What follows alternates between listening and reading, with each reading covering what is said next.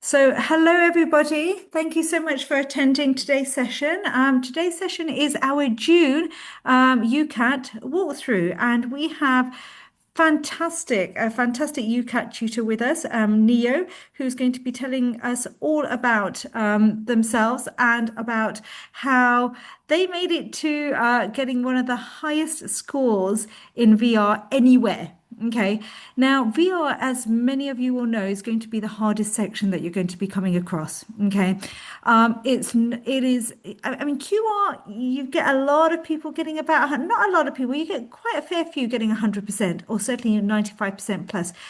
To get 90, even 90% plus, okay, in VR is very difficult. To get 95% plus, like Neo, is almost unheard of. And that's why at med school entry, we always pick the best. And Neo is one of the best, okay, if not the best in VR, okay, that I've seen. So that's me bigging up Neo, quite rightly so. So I am going to hand over in just about a minute. But before I do, and just to let you know, everybody, whilst you're here, UCAT can be, maybe, will be for certain universities the be all and the end all of your application. Let's not make any bones about it. Okay, we were just talking about just before we actually came on online here and let everybody through the waiting list. Is that a lot of you may be really eager now that your exams have finished? Okay, you'll be starting your personal statements and so forth, and your school is going to be asking you for that. But also at the same time, it's going to be UCAT all the way. Okay, and you cannot afford to get it wrong. You also want to get it right first time. Now, I use that phrase quite a lot. Okay, getting it right first time. I've pinched it unashamedly from NHS England's Getting It Right First Time program. Okay, so I'm crediting them for it. Okay, but it's so important because never, ever live your life with regret. Never say to yourself, I really wished I tried harder with UCAT. I really wished I had gone earlier. This is the time now. Okay, for me, and obviously, Neo is going to give you so much more information today about when to start, what to start, how to, progress, and how consistency really does count. But now is the time. Okay, and Neo will go through everything there with you. Okay, so without further ado, actually, with further ado, I'm just going to add in something, just a little bit more there. Anyone who feels that they need a bit more help, if you can do it yourself, brilliant. But if you need a bit more help, there's help there. We have picked at MSc the best tutors in the world. When I say the best tutors in the world, I make no bones about the fact that these guys, everybody who works for MSc, has got 95% plus in that particular unit. Now, there will be courses that you will get anywhere. Okay, that will have, let's say, generic tutors, and they would have got high scores, but that means that they may have got a high score in one, but not a high score in another unit. You want the best in every unit teaching you, and that is exactly what we're going to be doing here. Okay, if you want us, you've got us. We've got cohort C and cohort D starting next week. Okay, so if you want to, I think Amani is cohort C full now, the Saturday one. It's cohort D that's full now.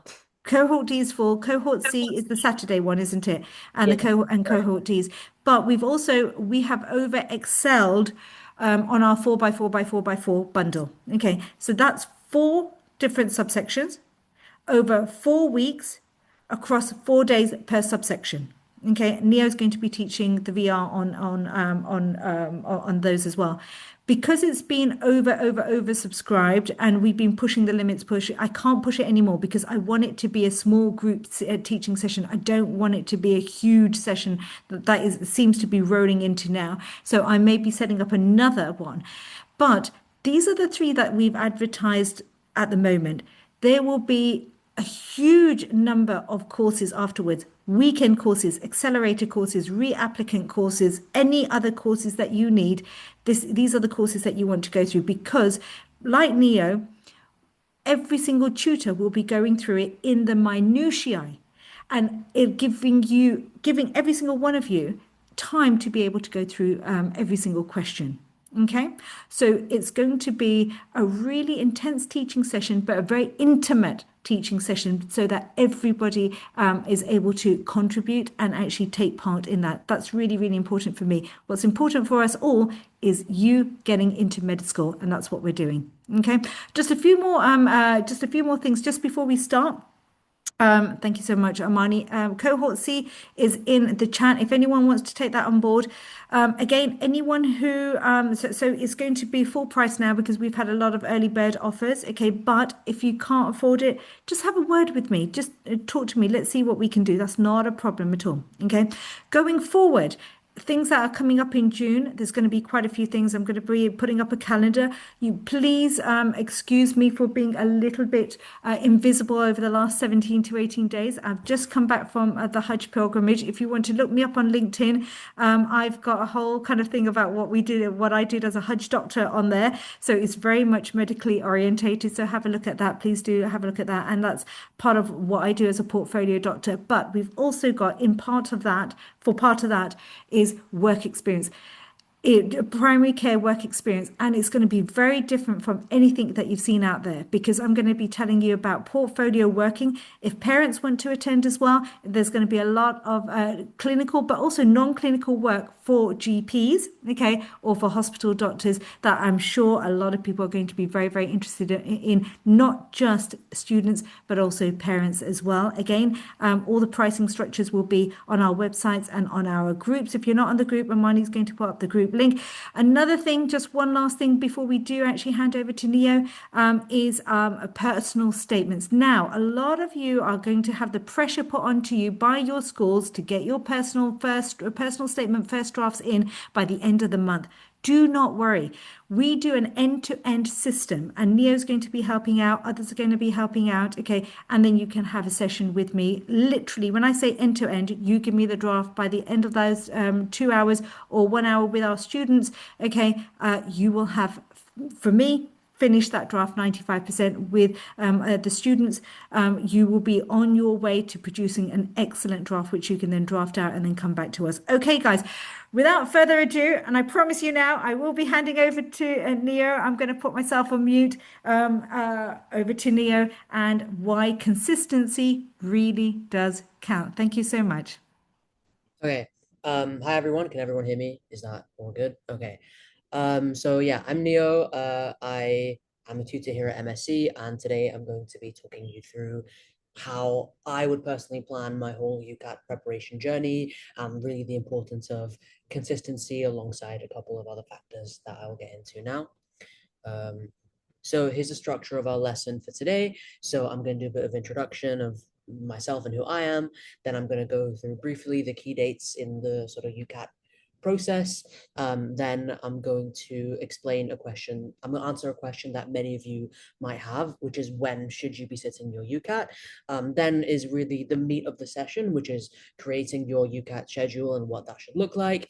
And then at the end, I have a couple of, I guess, more sort of fun tips and tricks of things that I would do to really motivate myself, I guess. So yeah, I'm Neo. I graduated, I finished the IB recently, and I did biology, chemistry, and English at higher level.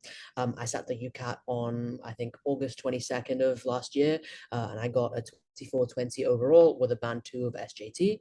I specialize in VR because I got an 860, which I'm really happy to have gotten that. I think that's really good. I ended up getting 4 out of 4 medicine offers from KCL, Imperial, Bristol, and Brighton and Sussex Medical School. And then I got my 5th choice as well, which was pharmacy at the University of Portsmouth, but I guess that's not really relevant here. And I firmed Imperial College, so hopefully after results day, that will come through for me. But you know. So this is the UCAT, if you're not already familiar with what that looks like. There's 4 sections, so verbal reasoning, decision making, quantitative reasoning, and situational judgment. VR, which is again what I specialize in, that's 44 questions in 22 minutes. DM is 35 questions. questions in 37 minutes. QR is 36 questions in 26 minutes, and SJT, which is probably, I know it doesn't sound like it, probably the most time relaxed subsection, 69 questions in 26 minutes. And that comes together to be about a little around 2 hours, might be less depending on how quick you are with it, but yep.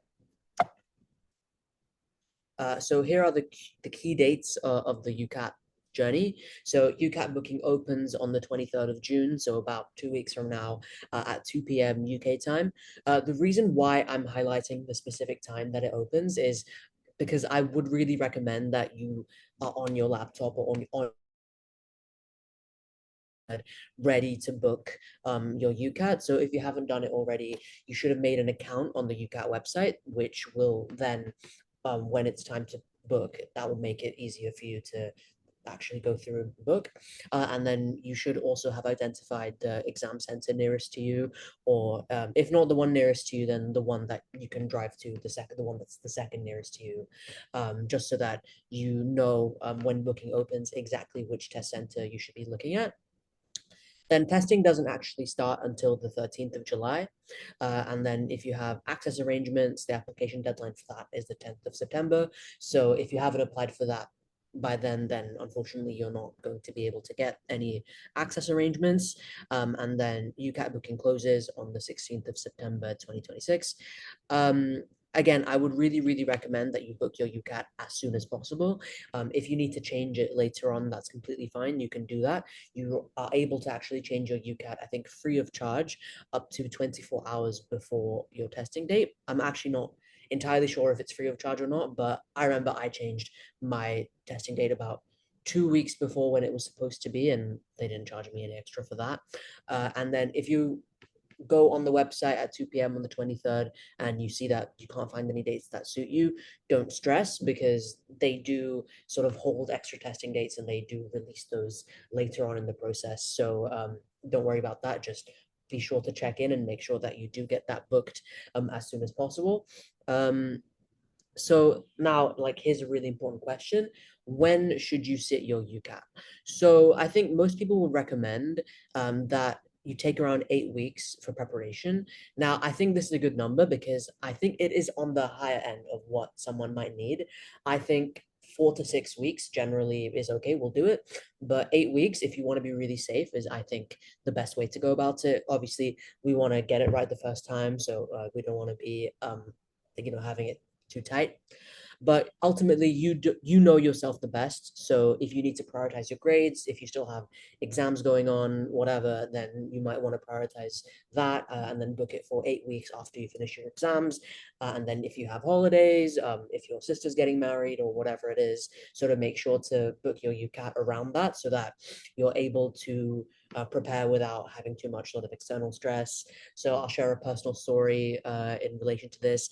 I've always wanted to go on holiday around Europe in like the Netherlands and stuff. It's always been my dream.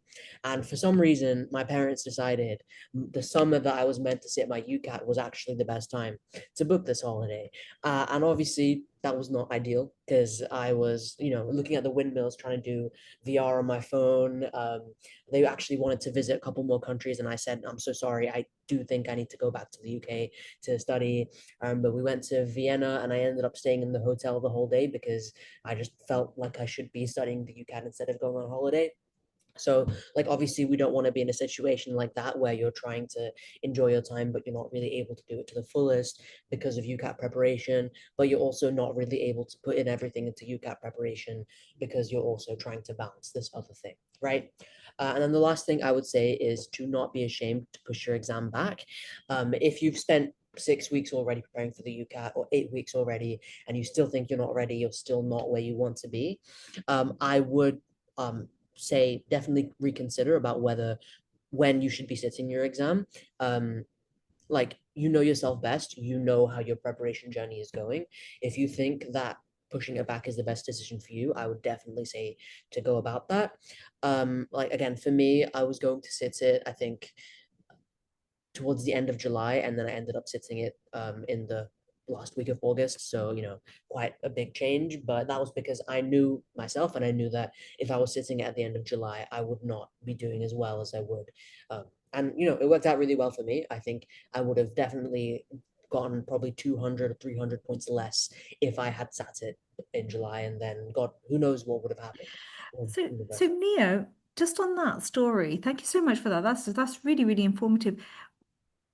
Why did you think you could sit it by the end of July? Because I think that's really, really brave. Is it because you had actually pre-prepared? Were you 8 weeks ahead, or why how confident were you at that point if you weren't going to be going on holiday, let's say?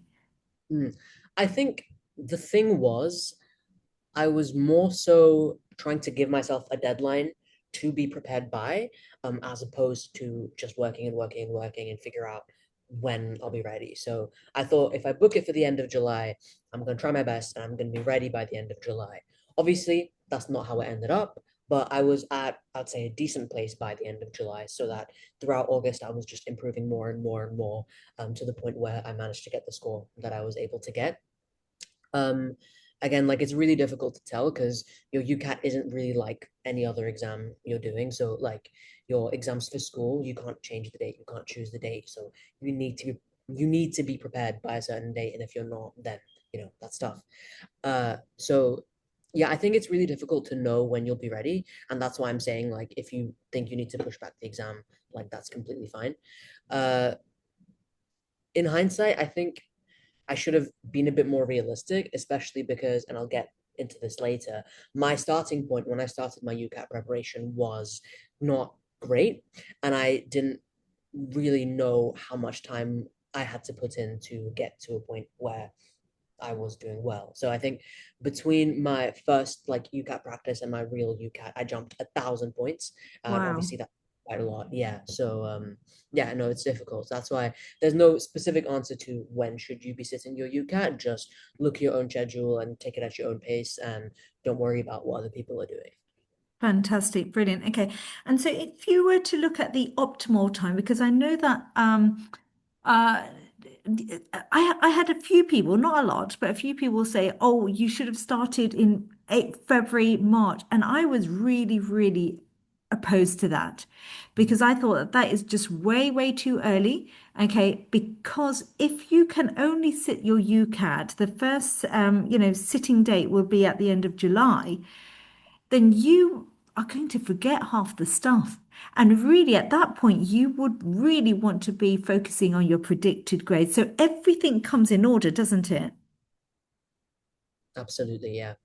Um, then so exactly. So I wouldn't say to prepare too early. I think round about now, you can sort of start sort of preparing a little bit, like sort of gently towards understanding what the exam really looks like, so that once you start preparing seriously, so if you book your exam for say the second week of August, you're probably going to want to start preparing around the beginning of July, like seriously preparing by the beginning of July. But right now, if you know how the exam looks and if you can pinpoint your sort of weak areas and your strong areas, then you'll be in a really good place to start preparing once that time actually does come.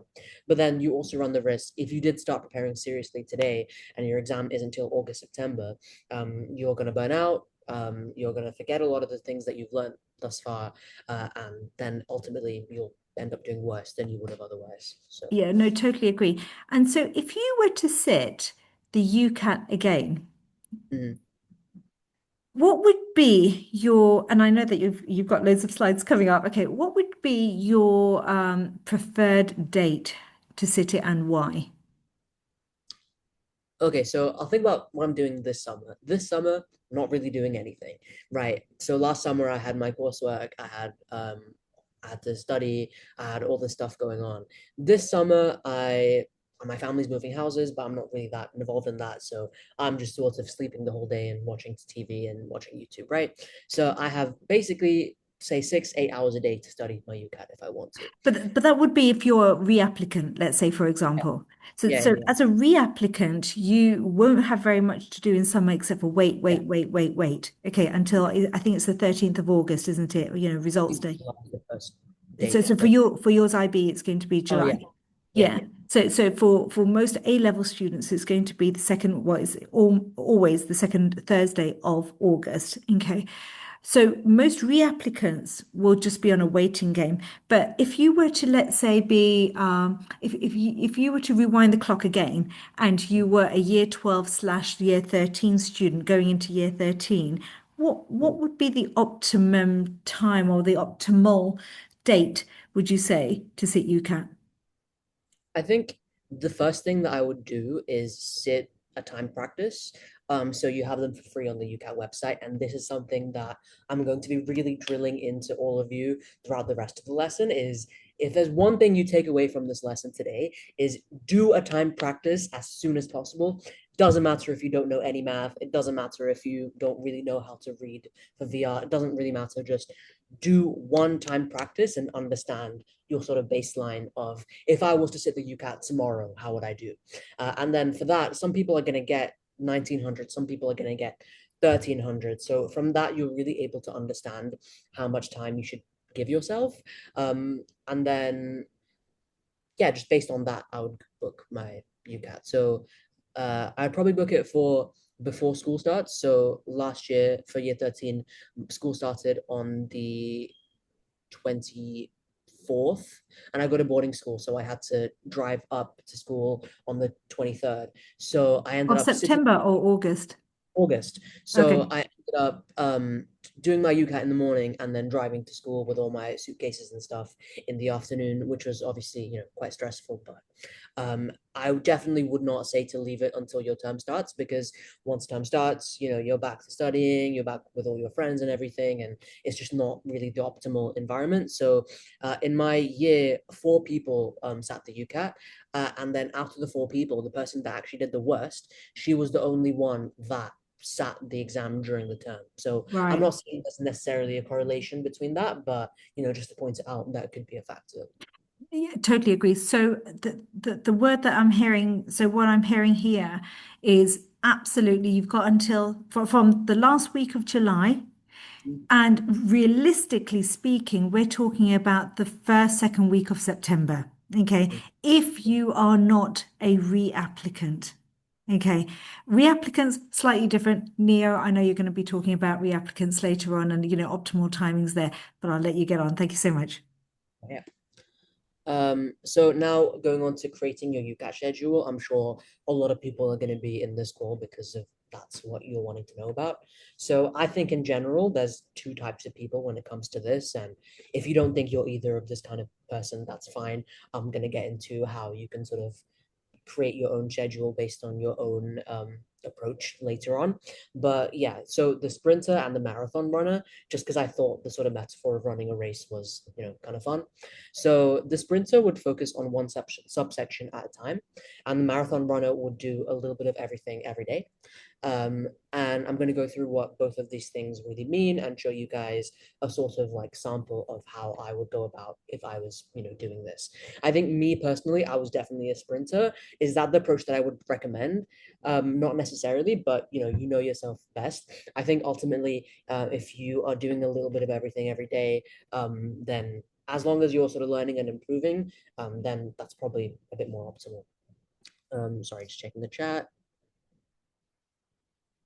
Yeah, so does the time practice on the UCAT website give you a score? Yeah, so they give you like how many questions you've gotten right. But I don't believe they give you a score, but I might be wrong with that. But there are websites where they're not that accurate, but they can give you a sort of estimation of how well, like roughly what your actual UCAT score would be. And I'll, just put in sort of say 39 out of 44 for VR, and they'll tell you that's 700 or whatever that is. I would say don't really focus too much on your score out of 900. Focus more on how many questions you're getting right, because that's more of a clear indication of your own performance. Because on exam day, you're not going to know how they've weighted your score. You're not going to know, did I get 44 or did I get 42 or did I get 38? All you're going to know is, okay, I've gotten a 750. And, so try and focus as much as possible on getting as many questions right as possible. And then just from that, you'll do as well as you can. Thank you so much. I think what we're going to do, Neo, is that, guys, if you want to put things in the chat, that's great. But what I would probably say is let's leave it to the end because I think Neo is going to be covering all the questions that you're going to have and you're going to have. And if you haven't, please do hold on to your questions till right at the end because it may have already been answered already. Okay. And then we'll go back and Neo is going to have lots and lots of, opportunities and there's going to be time at the end for you to answer any questions that haven't already been answered by Nia within the presentation. Thank you so much, everybody. Thank you.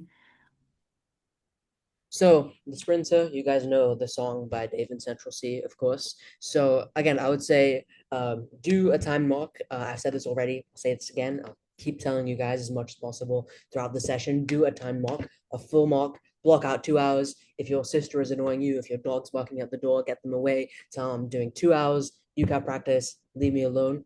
Do it and then look at your subsections. I wouldn't worry too much about SJT to begin with. Just look at the three sort of main subsections. So VR, QR, VR, DM, and QR, and then rank them from best to worst. If there's not really much of a clear way that you can delineate. So if you've gotten the same score and everything, or if you've gotten like sort of similar scores and everything, then focus on the one that feels the worst to you. So for example, for me, I would say the one that felt the worst for me was definitely QR to begin with, just because the calculator is insane to work with. And I'm just not really that good at mental maths to begin with, right? So even though I was getting similar scores in all the subsections, I knew in my heart which one was the worst for me, right? And then you start working. So do time practices. So I don't mean do a full mock. I mean, if you go on Medify or MedEntry, they have like you can do a certain amount of questions timed with an appropriate amount of time for that question. So you can do, say, like half an hour of a certain subsection and, stuff like that. Do them and then do mini mocks. You don't have to do mini mocks every day, but definitely be doing those time practices. However, if you do find that the timing is really messing you up on your accuracy, you can totally focus on doing untimed practice until you can build up that theory. But I think that's something more to discuss with like your tutor for a subsection or just to figure out as you go along. But if you have any questions in regards to how to know whether you should be doing time practices versus untimed practices, I can answer those at the end. That's fine. And then at the end of the week, do another full-time mock to see your improvement. You're not necessarily going to be seeing an improvement right away. You might see that you've gotten the same score as you did at the beginning of the week. That's okay.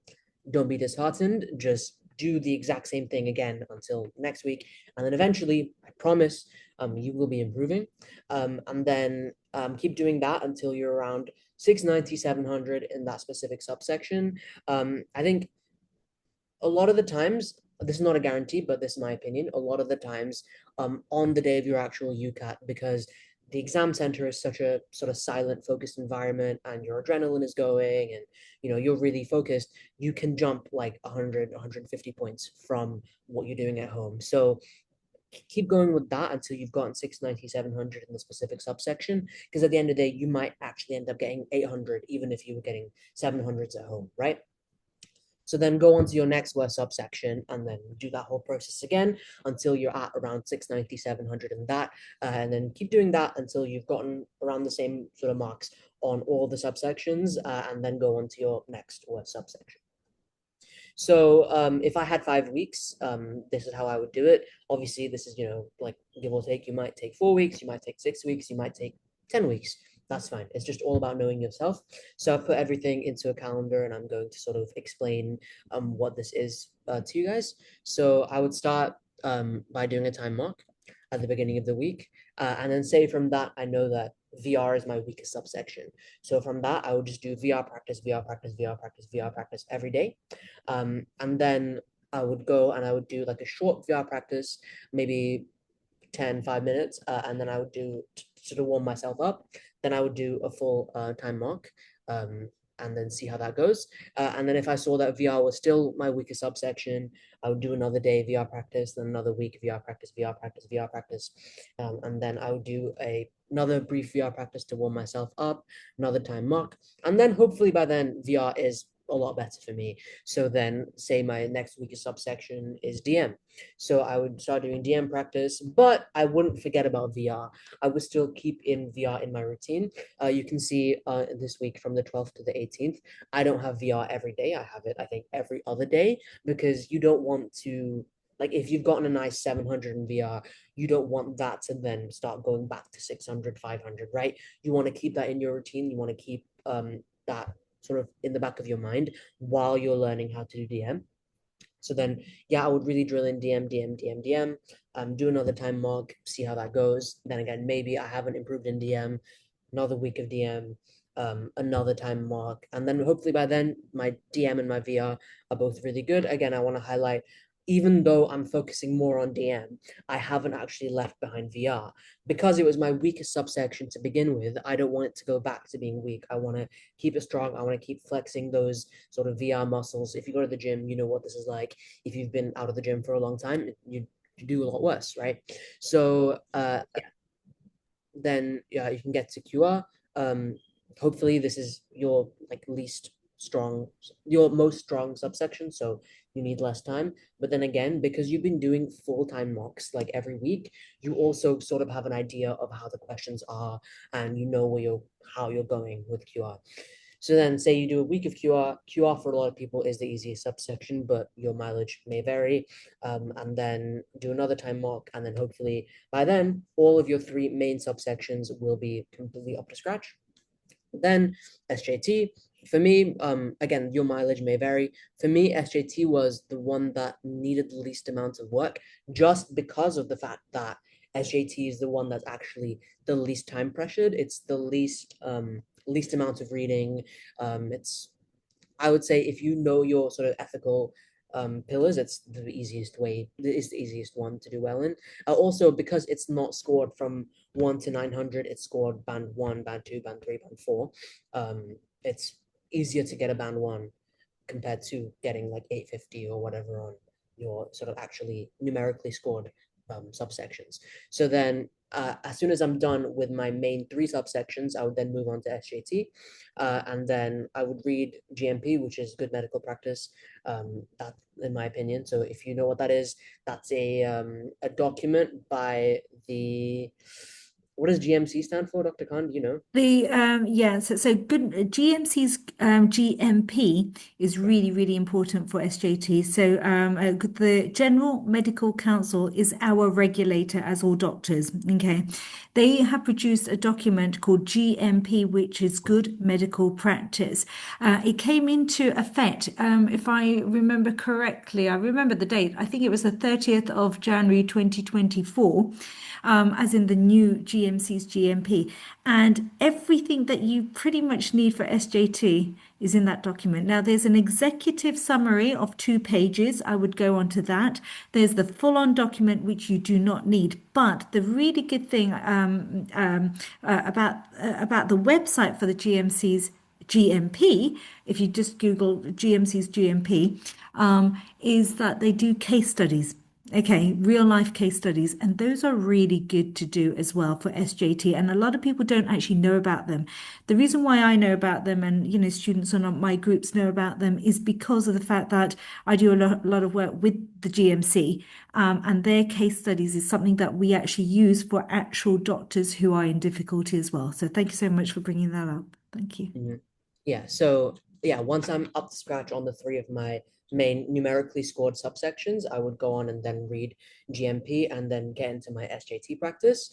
Hopefully, if you've read GMP, that is basically what you need to know about SJT. So hopefully from then, it's not going to be that hard for you to do well in SJT. So I would do SJT practice for about 2 days, as well as doing time mocks. So then you can see in this last week here, I have a time mock essentially every day, because just because you've done all this practice in your subsections doesn't mean you know necessarily how to gel everything together. So this last week is really when you're putting everything together into a full exam. Obviously, you've been doing one time mock per week, which is fantastic, throughout your time preparing. But now is the time to really lock in how the full exam is going to look for you, and put in a routine of how to calm yourself down and all this, which I'll go over more in the the courses that we do that's paid for. But I can touch on that briefly at the end if you like as well.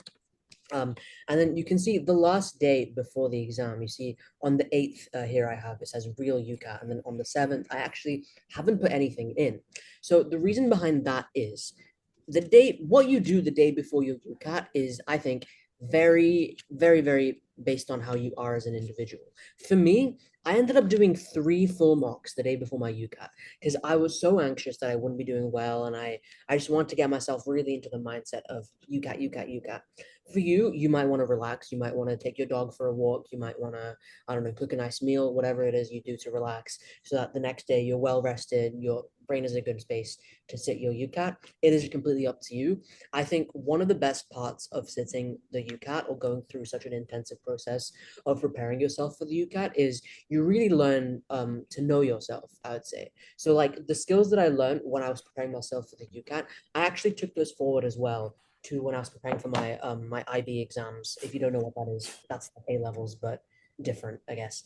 When I was preparing for those in May of this year, I sort of knew how I was as a person that does exams, and I knew how my schedule should be and all this. And I think even if you don't end up doing that well on your UCAT or as well as you want it, that's actually a skill that you're going to take forward for the rest of your life. So whether that be in medicine or in your A levels or whatever that is, you'll know yourself, you'll know how you like to study and your habits, and that's actually fantastic.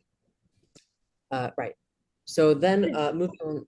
Yeah, Dr. Just going back to that last slide as well? So this is fantastic. This is really, really good in terms of organization. How many hours would you spend? Because I know that this is a question that a lot of people are asking. How many hours per day would you be thinking about spending per week? Because if you're saying that on the last day you did 3 full mocks, that is at least minimum 6 hours. Yeah. So On I'll a, cover that later on in the oh, presentation. brilliant. Okay. Oh, we'll leave it till later on then. Fantastic. Okay.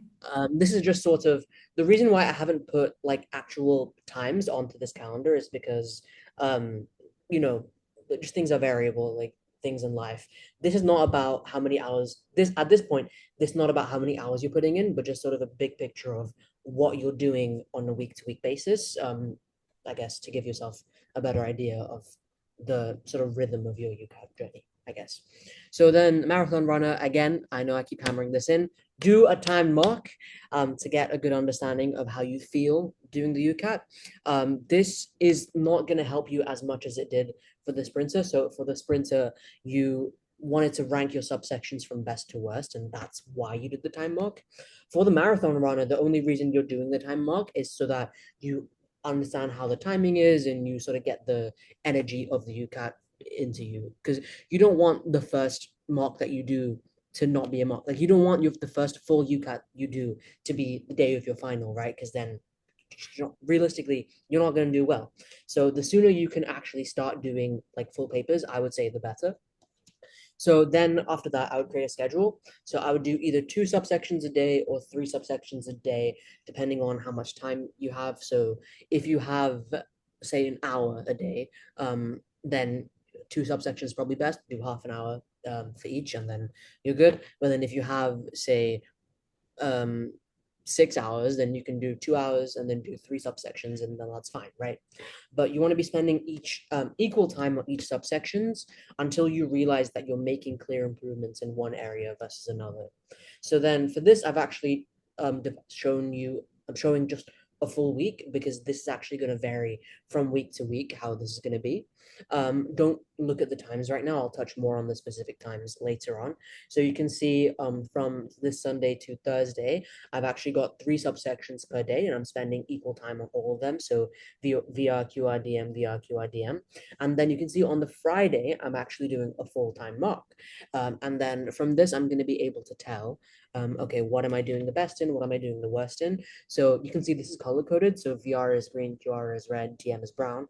And then assuming your weakest subsection is VR, could be anything.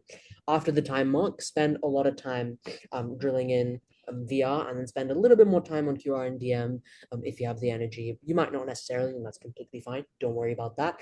Focus on your weakest subsection. the next day doing a time mock, and then just sort of chilling out because you deserve a break. Spend that time planning what you're going to do for the next week. So then the next week, because I know VR is my weakest subsection, I might want to focus on that a lot more. So you can see every other day I'm hitting VR twice, compared to spending less time on QR and DM. And then on the other days, I'm spending equal time on VR, QR, and DM. So throughout the week, I'm actually spending a lot more time on VR than on QR and DM, but I'm still spending that time on QR and DM so that they don't sort of fall to the wayside. And then I'll do a time mark, and then I'll identify my next weakest subsection, which might be QR, and then focus on QR, and then sort of tailor that as you go along based on what are you improving in, what are you not improving in. This is another thing that I think is really important about the UCAT is that it can help you sort of I think it's really important to be reflective throughout your UCAT journey on how, why, when are you improving, and then based on that, make the improvements. So again, this is something that I go into more detail in my VR lessons. So if you're interested in that, you can sign up. But essentially, what you want to do is you want to be looking at your mistakes and understanding why those mistakes are occurring, and then focus on reducing those specific reasons, right? Okay, so gone through all this, but you might be thinking, I don't really like either of these schedules that you've made. So what do I do? So I'd say there's three main questions you want to address when you're making your UCAT schedule. So the three are, so what? So what are you going to be focusing on? What are you going to be doing? When? And how? So for what, again, said this 3, 4 times already. I'll say it again. Do not forget, do a time mark. Do it today, do it tomorrow, do it as soon as possible. Get it done. And then that's going to tell you like how things are, what your weak spots are, what your strong spots are, and what you like, what you don't like about the UCAT. Importantly, how does the calculator work? Calculator is really difficult. And then when, so take a look at your schedule. That will be on a day-to-day basis, but also throughout the entire summer. So think, okay, if I've got my work experience this week, then how am I going to fit my UCAT preparation around that, and then how? So what resources am I going to use? So I'm going to be touching on these in a bit more detail. So for what? I know I said this already towards the beginning of the session. I'll just say it again in case you're late or you forgot. But this is a graph of my own UCAT mock scores. You can see I've done quite a lot of practices up until my real one at the end of the graph. So you can see right about here, I think this was like 1420 or 14 something. And then up here you have 2420. So obviously that's a massive gap. But this is just to show if I hadn't done this mark around where my first mark where I got 1400, I never would have been able to make any of these jumps that you're seeing on the graph, right? And I would say that's why it's important to be doing the full marks so that you can get a clear picture of how you are as a UCAT person, like a UCAT taker. And this might be disheartening, right? No one wants to open their screen and see, oh, I've gotten a 1400. I'm not going to be able to get into university. But, that's just a part of the journey. If you don't see that 1400 on the screen, you're never going to be able to see the 2400, 2500 at the end of the day. And that's just what I would keep in mind. Doing that first test and seeing, oh, wow, I'm a lot worse at the UCAT than I thought I would be. In my mind, I was thinking, you know what, UCAT, it's not that hard. It's just reading and maths. I do reading and maths every day. No, it's actually hard. And I would not have known that if I hadn't done a full mock, right? So that's why I would say it's really, really, really important. I know I keep saying this. I know it's really annoying.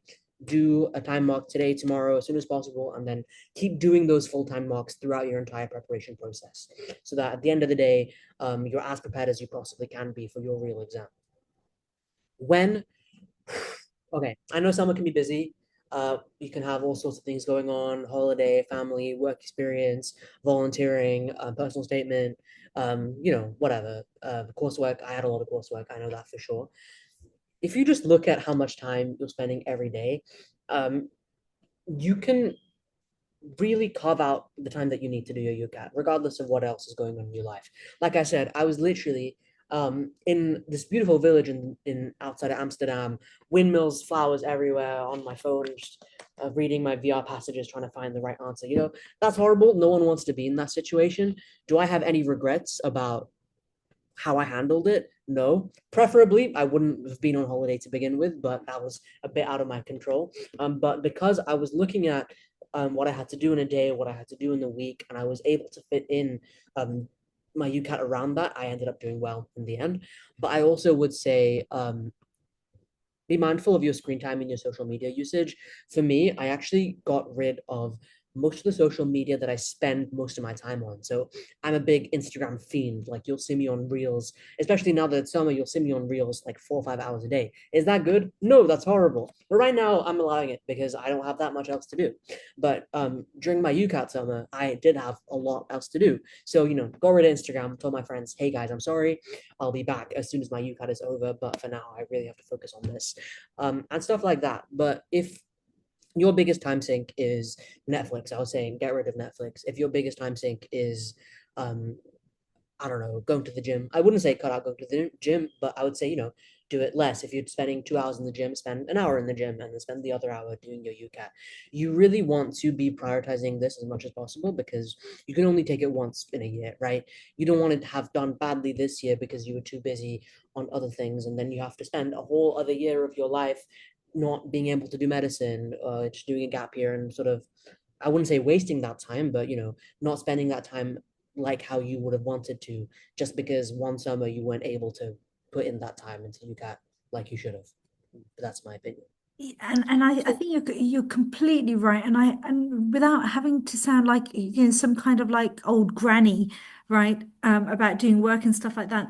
Honestly, guys, this it I can't overemphasize that UCAT is the be all and the end all of many, many, many UCAS applications.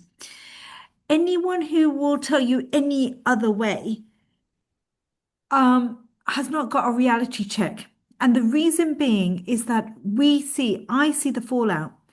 Neo sees the fallout. Other tutors see the fallout. Why? Because the one thing that they will say is, number one, we really wish that we had started earlier, or we really wish that we had taken this more seriously. Okay. It really is the be all and the end all. Okay. And yes, you can get in with a lower UCAT score. Yes, you can do this. You can do that. Contingency plan B, C, D, E. Why do that when you've got plan A in front of you and you've got time for plan A? What I say to my own kids, never, ever, ever live your life with regret. Never live your life with regret. Do what you have to do at the right time so that you don't regret it afterwards. Really important, guys. Okay. Thanks, Neo. okay, so now this is a big question a lot of you guys are going to be having as well. Dr. Khan raised this earlier is how much time should I spend on the UCAT daily? So that's somewhat up to you. So like I said, like life can get in the way. You might be ill, you might have anything going on. So you might end up having some days where you can only do 20 minutes. I would say if you only have 20 minutes to spare to do the UCAT in the day, really, really, really lock in for those 20 minutes. Put as much brain energy as you would put into that 20 minutes that you would put into say 3 hours. Take 3 hours of brain energy, cram that into the 20 minutes, and really lock in for those 20 minutes. But then you also might have some days where you have nothing to do except the UCAT, where you can wake up at 7:30 and start working on the UCAT at 8, keep working on the UCAT until 4. You might have those days as well. So it's really up to what's going on in your life. Try and carve out as much time as you possibly can to do it, but don't be afraid to take breaks. Don't be afraid to respect your energy levels as well, because the last thing we would want is for you to work really hard on your first week of preparation and then lose that energy, lose that steam later on, and end up doing badly, right? So I would say if you're still having exams in school at the moment, try to do an hour or an hour and a half every day if you can. Or if you're just having school, if you're having like your normal lessons, try and do hour and a half, maybe 2 hours if you can, every day. And then during the summer holidays, I would say go 3 to 6 hours. I wouldn't necessarily say do more than 6 hours on any day because the UCAT is a very mentally exhausting exam after 6 hours, even after 5 hours for me, I'm not really doing all that well. I'm just sort of just reading the answers and figuring out, how could I have gotten this wrong? Like that was so stupid. Respect your energy levels, respect the time that you have. Try it and do as much as you can in a day. But again, remember to take breaks, stay hydrated, diet, sleep, all of that basics really important as well to do well. So yeah, I wouldn't necessarily go more than 6 hours. And then during the summer, I wouldn't necessarily go less than 3 hours either, because, you know, you don't have that much else going on, I would say, in my opinion. So, okay, now we get to the how. So there's a lot of resources, a lot of help available. So we have one-to-one tutoring via MSE. So you have expert tutors like me, but then you also have people from like Imperial, Oxbridge, KCL, whatever, doing lessons on specific subsections. If you're really bad at VR, you have VR tutors, really bad at QR, you have your QR tutors, whatever you need, you can get it from us. And then we also have the MSE WhatsApp chat, which I'm hoping all of you will already have been in. And we do free teaching once a week. We haven't done it for a bit because Dr. Khan has been away, but we're probably going to get back to that. And then we also post resources on there, and we do questions and answers. And then we have courses as well. I think we have a 4-week, 8-week course, and then we have a weekend course coming up, and a lot more that you can talk to Dr. Khan, you can talk to Amani about. It's all on our website as well, if that's what you need. If you can't necessarily afford it, again, you can always talk to Dr. Khan, talk to Amani about what we can do about that. But there's also a lot of free resources available online that you can look at on your own time. So you have like YouTubers like Emil Eddy. I think like anyone that's done the UCAT will tell you that this is a really good resource. But beware, because there's a lot of low quality information as well out there. So you can have people on TikTok that are just saying things they read on Reddit and they found out from their dad or their uncle or whatever that is not actually true, and they're sharing that misinformation with you, and then you're getting impacted. So to beware of what you're watching, but I would say there are good resources out there if you can. And then you might also be wondering, should I get Medify or MedEntry? Depends on what you prefer. I think both of them do have a free trial that you can try out. I know MedEntry has like a fully sort of free version that you can use and see if you want to take up the paid version. I think Medify only has a free trial. I went with Medify. I just found the sort of interface a lot more comfortable, but I wouldn't necessarily say you have to get both. Just find out which one you prefer and then go for that. But then also there's the questions available on the UCAT website. So I would probably leave these towards the end of my preparation, because these are the questions that are a lot more accurate to what you're actually going to face on the day of the exam. Obviously, right? Because they're actually from the organization that does the UCAT. So why wouldn't they be more accurate? And I wouldn't want to use them up earlier in my preparation. I would prefer to leave them towards the end so that I'm really focusing on the real exam towards the end of my preparation. So yeah. So, Neo, that is such a good way of putting it, I have to say, because when we asked some of the other UCAT tutors, they said exactly the same thing as you. Okay, so I remember Iraj saying exactly the same. There's 4 mocks on Medify. He used Medify as well, and actually, the vast majority of our tutors who got 95% plus had used Medify rather than MedEntry. Even though I completely agree with you, they're one of the same, to be honest. For in that respect. But then you've got 4 accurate mocks from the UCAT consortium. Don't use those up, just as Neo said. Do not use those up. Okay, use one at the beginning, one towards the middle, and then 2 at the end. Something like that. What do you reckon? Yeah. Something like that. So I would do that. There are a lot of other diagnostic mocks, and to be honest, last year, med school entry tried. We actually tried creating a mock exam. Okay, Mhm. I have to tell you, we went through 6 iterations of that mock exams with differing answers, and these were by tutors who had got some of the highest scores in the world then. Mhm. So please be very careful if you're using the free UCAT papers or the free this and the free that. It may actually confuse you and may actually give you the wrong techniques. Just like you said, that there's a lot of low quality information out there. I would trust nothing other than the UCAT consortium. Okay, the 4 that you're going to be getting on the actual website, because those are going to be the most accurate. After that, then you go for med school, med entry, or Medify. Other than those 3, you've got past tests, you've got others. Don't even think about it. It's not worth it. Do not get yourself confused. You don't need any more. These guys have got question banks of over 20,000 questions. Believe me, you don't need a free one here and a free one there. That could actually undo a lot of the good work that you're already doing. Yeah. And then moving on, these are my sort of words of advice. show up every day. Again, if you can only do 20 minutes, that's fine. Do the 20 minutes, make up for it the next day. The next day, do 3 hours, 4 hours if you can, right? You want to be maximizing your potential. Like Dr. Khan said, obviously, we can make you a plan B, we could make you a plan C. Why go for that when you can be really working hard on your plan A? Why would you compromise on anything when hard work at the end of the day is going to get you exactly what you want? No compromise needed, right? Do not be disheartened if you're not doing as well as you think throughout your preparation. Like, I'll go back to my graph. You can see here, around my 14th, 15th mark, I had this massive dip. I could have been disheartened, but look at the massive spike that I was having right after that. You know what I mean? And you're gonna plateau. You're gonna go down in scores, go up in scores. It doesn't matter as long as you're consistent, as long as you're working hard, as long as you're making mistakes and learning from your mistakes and improving based on that. That at the end of the day is what's going to give you the results that you want. Okay, and then you're going to want to prioritize your UCAT over everything. I know there's holidays, there's work experience, there's actual work, whatever's going on. UCAT is the king of your summer, essentially. UCAT will own your summer. As soon as you're done with your year 12 exams, which a lot of you will be or a lot of you are going through right now, I think the UCAT is the number one thing to be looking towards. Even your personal statement, if you do your UCAT in August, then that gives you about 2 months to work on your personal statement. That's more than enough time. So don't worry about it. Just focus on your UCAT, focus on doing as best as you possibly can. Last thing, do not be nervous. That goes for throughout your preparation, but especially on the day of your exam. Do not be nervous. Whatever happens will happen. You've worked hard, you've done the best you can, and then at the end of the day, that's what matters, right? I have a whole protocol of how to calm yourself down before the real exam that I go over in my lessons. So if you're interested in that, then I think Amani has sent some links in the chat on how you can sign up for those. And then here are some sort of unconventional or like more fun things that I did to motivate myself.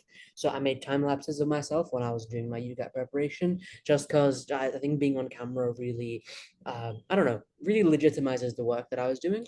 And then I like to time myself and then keep track of how much I study because I don't know. It's just fun to like look and be like, oh, okay, well, today I did 3 hours, but then last week I did 6 hours. For me, that really makes me feel good about myself because it's like a clear way to visualize how much work I'm putting in.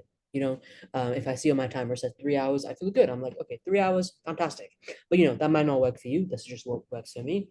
And then I made TikToks. I didn't post them. I just made them for myself, just because it is kind of fun. You can record yourself while you're studying, and then at the end of the day, as your little break, you can kind of edit it together. Like, it's cute. You can show your friends. You can feel good about yourself, good about the fact that you're doing the UCAT, because a lot of people are going to be posting them, and you can see them on TikTok, on YouTube, on Instagram, and then you can sort of feel, I guess, connected to the other people, right? And that moves me on to my next point is talk to other people sitting the UCAT.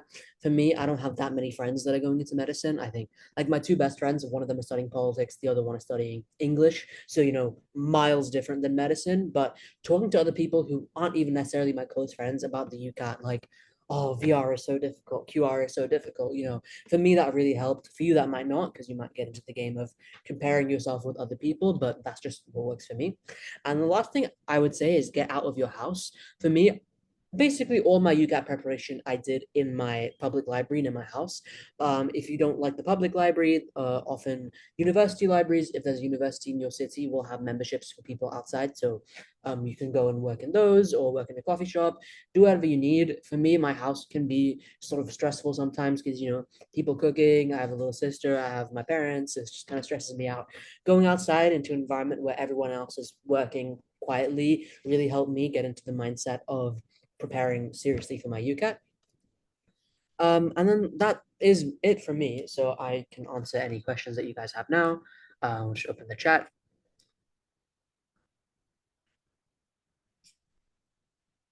Can the exam be taken twice a year? No. How much time preparation per day if I'm starting 8 weeks and 12 weeks before? 12 weeks is a bit much. I wouldn't go to start 12 weeks in advance. 8 weeks, again, depends on what else is going on in your life. Do as much as you can per day, essentially. What's the competitive score for dentistry? And should I take my diagnostic mock score with a grain of salt? I'm actually not too sure about dentistry. Dr. Khan, if you can answer this one. Yeah, dentistry this year has been an absolute nightmare, I have to say. And it has been so incredibly competitive. Just assume that it's going to be competitive, even more competitive as years go by, certainly for the next 2 or 3 years. The reason being is that I remember the time, and I've been doing this now for the best part of 10 years or so. Okay, I remember the time when medics used to say, "Oh, if I can't get into medicine, I'll go into dentistry." And now you're actually getting you're getting the reverse. If I can't get into dentistry, or I'm going to go into medicine. Why? Because it's much more easier to get into medicine than dentistry. Okay. What that means then in that case is that you've got the reason why that's happened is that you've now got anything between 48 to 54, depending on how you look at it, medical schools compared to 13 to 18 dental schools, okay, in the UK. All right. What has changed this year as of March, I think it was March the 4th this year, okay, is the prioritization bill. Okay, that prioritization bill has made it very, very difficult for those who want to do medicine, not dentistry, medicine at this stage, to go to Europe. Okay, the reason being is that if you get your primary medical qualification in Europe, coming back, even though you may be a Brit, born and bred, okay, coming back, you are not going to be prioritized for jobs afterwards. Be very, very, just know that. Okay, that could be an issue for you. It doesn't mean that you won't get jobs. It just means that you won't be prioritized for jobs. Okay. Now, going to dentistry. The question was, do you need a higher score for dentistry? The competition is now getting higher and higher and higher for dentistry. The prioritization bill does not cover dentistry at the moment. Okay. And this is why there needs to be a nuanced answer. You can't just say yes or no and this is the score. The prioritization bill has not hit dentistry right now. So doing dentistry abroad, especially Valencia, Spain, other parts of Spain, etc., and other places, okay, Bulgaria are very, very, very, very popular. Okay. Because people will come back, they will get their GP, what they call the GPR. Okay, they will get their registration, just as they have done before. Okay, so people are now thinking about maybe not going into medicine, perhaps going into dentistry, even though ironically it is going to be more competitive. That is going to put the scores up. Okay, it's going to be putting the scores up. And so getting a good score, we're looking at, to be honest, for dentistry, 2,200. 2,200, which is quite a big score. Okay, now if you think that Neo's got 2,450, was it? 20. 2,420, that's a massive score. That's a huge score. Actually, 2,700. Huge. Okay, so just be very, very, very mindful. And this is why we say be all and end all. Okay, you get a high score for dentistry. What do? You apply to the dental schools as and it's very interesting for in terms of the dental school, the medical schools that you applied for, Neo. Okay, because you went for three quite aspirational big ones. Okay, and then you went for BSMS, which actually is quite as people don't think of this, but it's quite aspirational in itself as well. So you were really, really brave to go for those four choices. Okay, and you got four choices because of your UCAT score and everything else. Okay. But the reason why I say it's the be all and the end all is that you have to look at it from the perspective of the medical or dental school. The only differentiator they will have, the only track record they will have is number one, your GCSEs. Okay. And number two, the easiest one is your UCAT score. Bang. Why would they use GCSEs and have to calculate and tabulate and all your GCSE scores and the sevens and the eights minimum, all that kind of stuff, sevens and the sixes minimum? No, they don't want to do that. They want to make life easier for themselves. So they're going to use UCAT thresholds and cutoffs to cut you off, usually the third decile down. Okay. And it differs for each of the universities. Okay. As in who has applied to that university, then they standard deviate it. Okay. And then they will cut you off on the third decile according to that university, not according to the overall statistics from a national perspective. Or they can use that. It depends on what their criteria is. So you have to get the highest of the highest. And the way that you do that, Neo has explained this, but also the tricks, the hacks, the tips that you need, okay, to get a high VR score.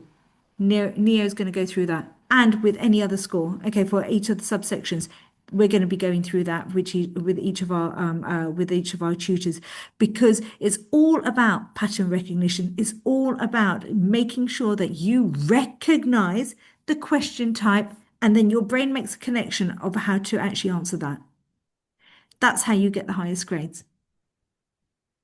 Okay, brilliant. Does anyone so the question here, does that mean everybody above the cutoff gets interviewed? Um, Yes. yeah, they do. They do. And that is why the chances of you then getting in by going through the right interview process is so incredibly important. I mean, Nia, you've probably seen this as well. We get people who have got, we've got students who have got 4 out of 4 interview offers. Okay. Sorry, interview invites. And then they get 4 out of 4 rejections post interview. And the reason being is that they don't know how to interview, or they are interviewing, they're not looking at what is needed. And that is why I, when I have audited my results, 98.5% of every single student who goes through my 12-week course, which I will be advertising properly, okay, coming forward, okay, in September, okay, 98.5% of anybody who goes through my course and has a one-to-one with me will get a place at university. Yeah. I don't think And anyone else, sorry? no, I was gonna say personally, I'm not joking. I think the interview process is the most difficult part of of the entire admissions process. UCAT, I'm good with UCAT. I can just lock myself in my room a couple hours every day, do it on my whiteboard. It's fine. My pre-K grades, past papers, asking my teachers, paying attention in class, fine. Interviews, I had no idea where to start. I had no idea what to do. Some universities, you'll prepare question A, B, and C. You'll go in, they'll ask questions 1, 2, and 3, and you're just completely thrown off. And it's horrible, but at the end of the day, it is doable, like Dr. Khan said. And this is the thing, and it is really heartbreaking to see that really capable kids predicted 3, 4, 5 A stars sometimes, okay, all right, have got a huge UCAT score and then they can't make it through interview. And this is why I say the interview course that I'm doing, and I'm not just saying this just to kind of like put it out there, but I am, okay. I will only give you what you need. Okay. There's going to be a lot of courses out there, huge number of courses, and they will throw everything at you. That's not helpful. What's Mhm. helpful is to read, it's not rocket science. Interviews are not rocket science, but what you do need is to hone into exactly what the interviewers are going to ask you. I've been doing this for 10 years. I interview students, I interview medical students, dental students, every single kind of like I've done physiotherapy, pharmacy, all those kinds of, but also corporates and doctors and asylum seeker doctors and refugee doctors and other doctors across primary and secondary care. All right. I will only give you what you need to know. Why? Because you don't have time. You don't have time. I've got kids of your age, okay? And I said to my own kids, okay, what do you need to know? What don't you need to know? Okay, so my daughter, she just went for interviews. And I said, this is what you need to learn. Bang, bang, bang, bang. Bang, she got her offers. Yeah. Okay. And that is what I want to do for every single one of you. Okay. Don't waste your time on things that you're never going to be asked or never even need to know. Okay. At this stage. Okay. Because medical information is constantly churning out. A lot of new information is ever evolving. Okay. So all you need to know for your interviews is what I'm going to tell you. 12-week course, do go for that. It really, really will be worth your while. And again, lots of discounts going to be going on, and lots of like widening participation, all that kind of stuff is going to be going on for you guys as well. Any other? Do you do one-to-one sessions during summer for specific subsections? Yes, Neo's going to be doing VR. So if you need VR, Neo and Iraj are going to be doing those. I only have Neo and Iraj doing those because they've got the highest scores, as I said, in the world. Does that mean, right, what else? Questions? Da, da, da, da. You said, Should you wait, Dr. Khan, can I take this one? yes, please. Yeah. So I said to do a mock as soon as possible. Should I still do one now, even if you haven't learned the techniques to approach the questions? Yes, absolutely. I'm not telling you to do the mock. I'm not telling you to like learn everything and do a mock like you would in school, right? Because in the UCAT, you don't really learn content, you don't really learn facts, you only learn techniques and patterns of how to do things. That is actually why it doesn't really matter if you haven't learned everything, if you don't know how to do everything. I just want you to do a mock so you know how it feels and you understand what it's like. Because if you read sort of a description of what the UCAT is like, you're like, okay, it's a 2 hour exam on reading, maths, and decision making. That doesn't sound difficult, right? We make decisions every day. We read every day. We did maths and GCSEs. That doesn't sound difficult. Once you do the exam, you sort of realize, oh, that's really hard. And that, in my opinion, really gives you a sort of kick to get going and start working. It also shows you that, okay, I'm worse at VR and I'm better at QR. And it helps you understand how the calculator works and all this little things about the exams. It doesn't matter if you don't know how to do the UCAT yet, right? Because doing the mock today doesn't mean like what you get on the mock is what you're going to get in the end. Doing the mock today is just going to be the beginning of your journey so that you sort of know that you can only go up from there. So do the mock as soon as possible. If you have time now, it's what days of the week? It's Sunday, so you shouldn't have that much else to do. So just get it done. When you refer to VR practice or DM practice, what does that practice really involve? A certain amount of questions or review X amount of questions? How did I approach my practice sessions? Okay, so towards the beginning, when I'm working on any specific subsection, what I would do is try and pinpoint what the problem is. Is the problem with technique or is the problem with timing? If the problem is with technique, then I will do some on-time practice to really understand that. Like I said, I'm horrible at maths, horrible at maths. So really understanding how can I do like all these little things I need for QR, how can I calculate sort of taxes or whatever. Even when I wasn't being timed, once I did go back to being timed, I was immediately improving by like 2, 3 questions. And those 2, 3 questions add up. That can be the difference between a 700 or an 800, for example, right? And then, so yeah, I would do on-time practice if it's a problem of technique until I can really drill down my technique. And then I would move to time practice because, in my opinion, the biggest challenge of the UCAT is the timing. The timing is insane. So then I would do time practices. So again, if you go into Medify, they will have either you can do on-time practices for a certain amount of questions and you can set, okay, I'm going to do 50 questions, 40 questions, 30 questions, whatever it is, or you can do timed questions for a specific interval of time. So they can do like 15, 20, half an hour, minutes. So however you need to be doing it based on what the actual issue is, you can do it. And then, yeah, just the main thing is to practice. But then, yeah, that's just it, actually. Did I track myself with an Excel sheet? Yes, I did. I had the number of the mock because you do like mock 1, 2, 3, 4. They're labeled on Medify. I use Medify. Mock 1, 2, 3, 4, and then I had each subsection. And I had my sort of my raw score, which is like out of 44 for VR. So like say 35 out of 44 on one column. And then I had my scaled score. So that's my score out of 900 on another column. So I can sort of see the direction that I'm going. What would you say was my top favorite technique for VR questions? Now, I could get into that, but I won't because we have our courses. Sign up for our courses. What I will say is just a general tip for any sort of subsection is know yourself. What works for me, what's my best technique, might not be what's best for you. And that's why I'm going to tell you guys it's so important to get that mock done, that UCAT mock done. If my mocks haven't started yet, should I focus on them or should I start UCAT practice? I'm assuming your year 12 mocks are going to be within the next like 2, 3 weeks, like by the end of this month. So if that's the case, I would definitely say focus on your mocks. I'm like, again, your UCAT, your grades are what get you into the room. And then your UCAT is what gets you a seat at the table, if you know what I mean. So your grades are what's actually going to get your personal statement and your UCAT score through to the university.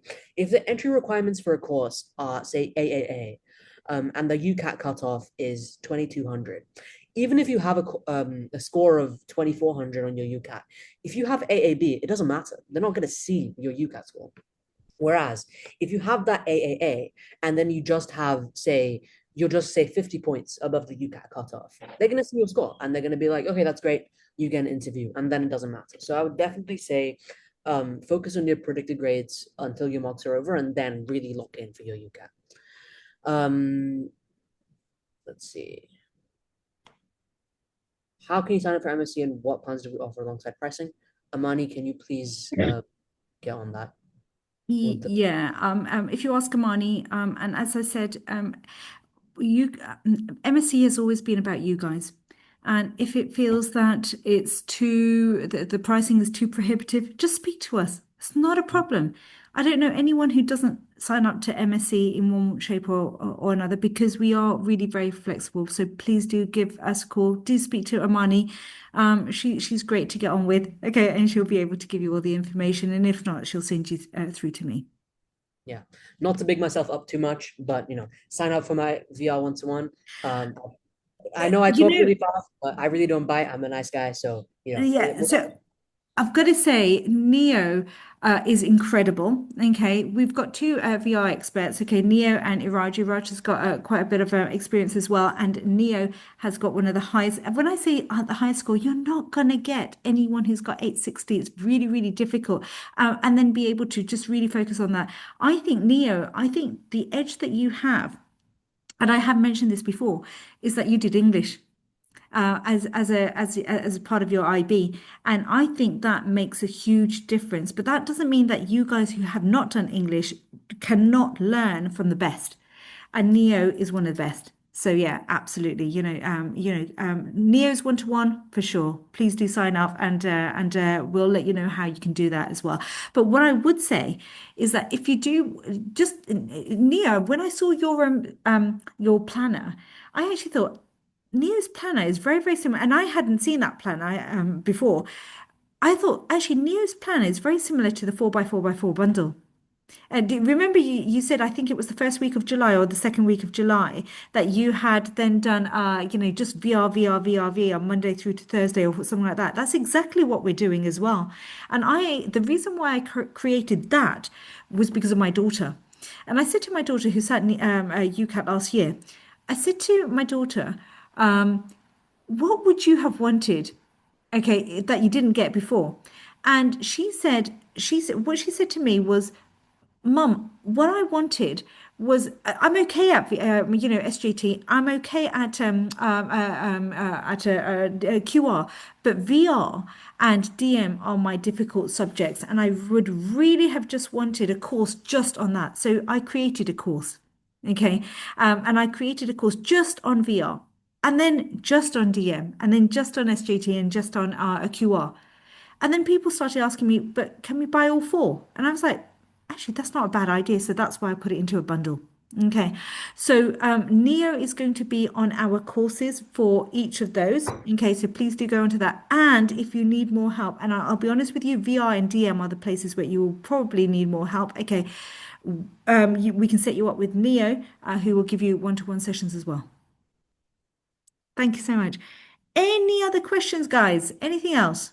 Ask someone away. asked Please do. someone asked if I'm starting now and I want to do my UCAT near the end of August, would you say doing 1 hour a day until I reach 8 weeks before the date is enough? That's more than enough. In fact, I would say that's maybe too much. Like doing 1 hour a day until 8 weeks before the end of August, that's so much. You don't that's just not necessarily necessary. You can do a lot less than that. You can do if you do your original mock now, just start thinking about how your UCAT journey is going to be. Get yourself in a good position in terms of resources, booking your courses, whatever you need in terms of that. And then once it goes 8 weeks or 6 weeks or maybe 9 weeks, whatever you need based on your baseline score, then is when you can actually start putting in the time.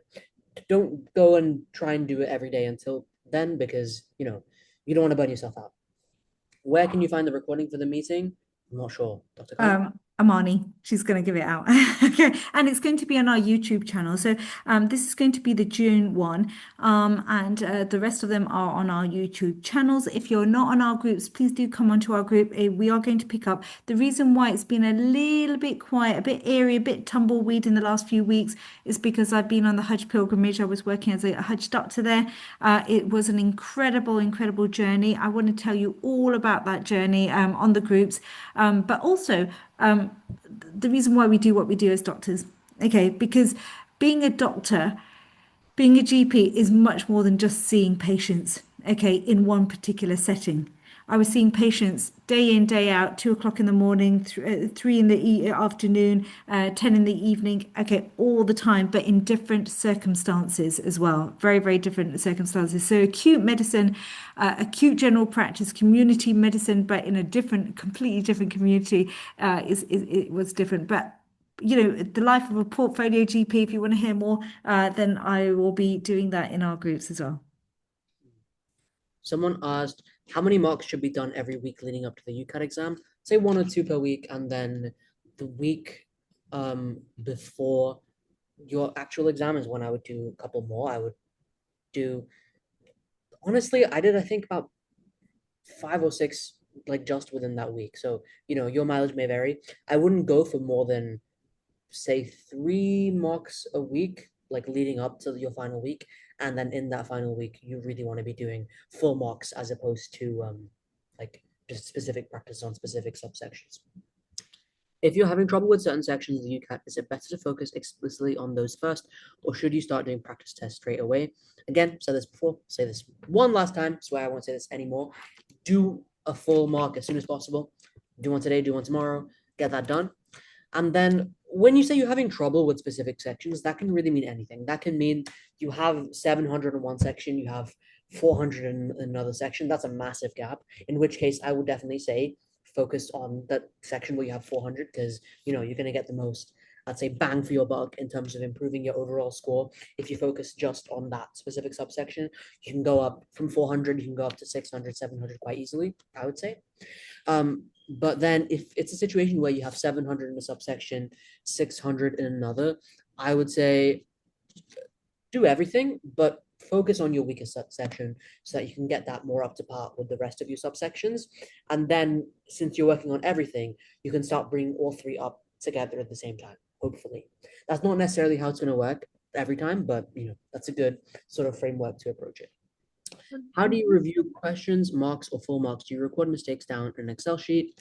I go over this in more detail in my VR lessons, but essentially, yeah, I record mistakes down in an Excel sheet. But I wouldn't review every single question. I mostly go over my full mark because I feel like it helps the most because of the timing conditions and because of your stamina throughout the exam, that gives you a more accurate look of how you can be performing on the actual day. So what we do give we give a strategy pack, and part of that strategy pack is an error log. Okay, and you can make up your own Excel spreadsheet because I think I saw one of yours, Neo. Okay, and you did it really, really well, and that's where I got the inspiration from as well. And you kind of like I think you color coded them as well, didn't you? Okay, and it was fantastic because it actually highlighted exactly what you got wrong and why you got it wrong as well. And so, Nia, you can go through that as well. Yeah, I think you're going to be going through that, a little later on as well. So that is definitely something that you can do. But how to do that properly is a skill set in itself, and Nia will show you how to do that. Yeah. Okay. Any other questions, guys? Where do you get these strategy packs? You've got to attend one of our courses to get those. Okay, and we will be able to give you those. Not a problem. Okay, what's that last question? When you mean doing a mock, could that just be doing the amount of questions there is in the actual UCAT for each section, or the required time maybe on like Medify? You're not going to run out of full mocks to do. I think there's like 25 or 30. Realistically, you're not going to run out by the time your exam is, so don't worry about using up a full mock. Just do the full mock. I think even by the end of my UCAT journey, I hadn't finished doing all the mocks, even though I think I did about, I want to say 20 or something mocks. So yeah, don't worry about it. So we did kind of like we did a bit of an audit for your year and the year before and the year before that, as in what would you say were the average number of mocks you did, timed mocks, untimed mocks, and the time mocks actually were something in the region of about 15. You would have thought it would be more, but actually it was about 15. These are really exhausting. They can be really exhausting because you're putting all your effort, your mental, mentally, you're just exhausted by the end of these. And so use these mocks wisely. Now, remember, these question banks, Medify and MedEntry, have got I think it's 20,000 questions. So as Neo said, you're never going to run out of these. And that's why it's important to go for the best, it's important to go for the official UCAT Bank. As we said, do one at the beginning. Neo said, do one at the beginning, one around about the middle, okay, and then two at the end, okay, because that would be the most accurate. Other than that, Medify, other than that, MedEntry. Okay, so those are the kind of things that you would be looking at. I wouldn't even go into things like past test or any other kind of like ones because really, as I said, the I tried this in med school entry. We tried this last year. We got the top scorers last year to critique them. We got six different answers. And you don't want that. And that's why I scrapped that idea. I'm not going to do that idea. I don't want to undo any of the work that you've actually done really well on. Okay. Uh, there's another question. How important is a desktop setup? I've got a keyboard with a numpad at home. You don't need a desktop. I did everything from my laptop, and then I had a keyboard with a numpad, and I had my whiteboard. The way I had it, imagine this is my laptop. I had a keyboard connected, set up here, and then I had my whiteboard here. So I was going around with the numpad with this hand, writing on the whiteboard with my right hand, and then answering with my right hand as well. You don't need a desktop. A laptop is completely fine. In the actual exam, though, how can you just explain how that's actually set up? Because some people may not know. Yeah. So in the actual exam, you will have a desktop and then you'll have a keyboard with a numpad, and then you'll have it's not a whiteboard. It's, I think they call it a laminated notebook. Um, they are, I guess, a little bit weirder than whiteboards, but have like a mini whiteboard. I think a lot of schools have them. Ask if you can borrow one from your school. Then that is just going to be enough. That's fine. Yeah. And as far as you possibly can, if you can simulate the same kind of environment that you're going to get in the exam,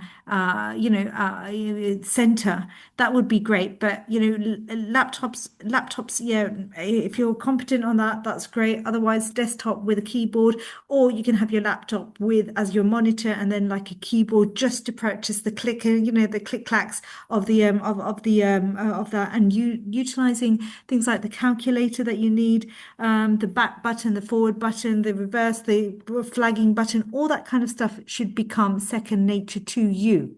Okay. All right. Can you find the case studies on the GMC website? Fantastic. If you can, you know what, the chat is going to open tomorrow. I'm going to go back on the chat. It has been a little bit quiet, I have to say, but Mondays 7 till 8, guys, and then Thursdays 7 till 8 as well. You can do that. And if somebody can remind me, and I will put up the GMC case studies, really, really helpful. Yeah.